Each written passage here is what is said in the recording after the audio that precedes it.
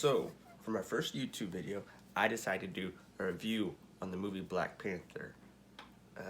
But first, there. So, as I was saying, I have 6 points. 6 points that I want to talk about. Point 1.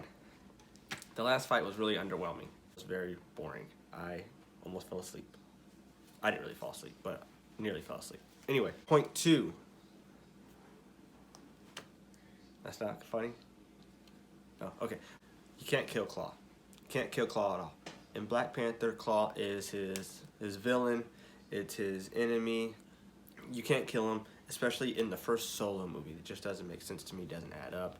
I wish they wouldn't have killed Claw. They could have imprisoned Claw. Claw could have gotten away, and Claw could have been the main antagonist, main villain in the second movie, but he's not going to be. The beads did different things. They worked as an EMP, because in the first scene, you see Black Panther fall from the sky, and he throws it on the cars, and the 5 cars, die essentially, and it worked as an EMP.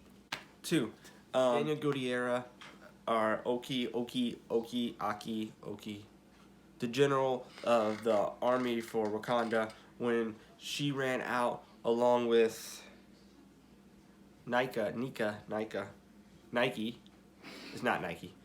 When she ran out with T'Challa's ex-girlfriend, she threw one of the beads onto the car, and later it works as like a simulator for Sherry, and she did the whole driving thing when T'Challa's on the car, or Black Panther at the time was on the car and he's driving. So they did that also. That was point 2. Sherry controlled the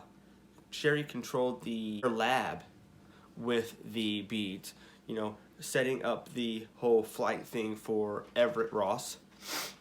And the last thing is when Ross got shot, it messed his spine up, and the Black Panther, T'Challa, put one of the beads inside of the little wound, which stabilized him. So the beads work as a stabilizer for some kind of health device, which brings me to my final point. Killmonger is alive. So at the end, when you are watching it, it has the frontal face, and the front face, it shows when Killmonger takes the spear out of his body, and he falls over, and it has this big wide view, and it shows T'Challa moving his arms off of the wound. Then it has the backside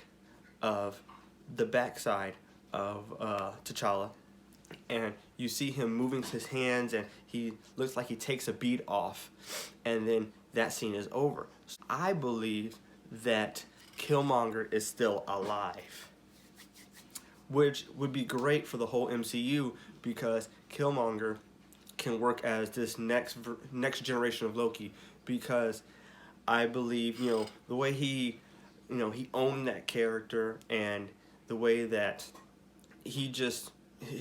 everything about Killmonger was just great. He's this next generation of Loki because he can pop up when you least expect it. He was so manipulative and so conniving, and he just had that brute strength as well. He would be great for the whole MCU.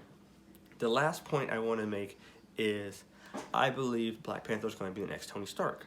If Robert Downey Jr.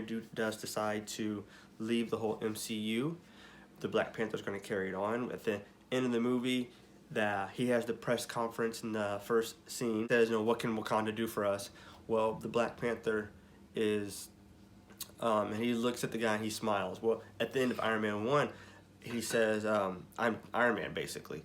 And I believe this is a whole another way of them starting the whole, not the cinematic universe over, basically, but just giving, saying like, hey, we're handing the torch over to Black Panther. That's basically it. Cool, bye.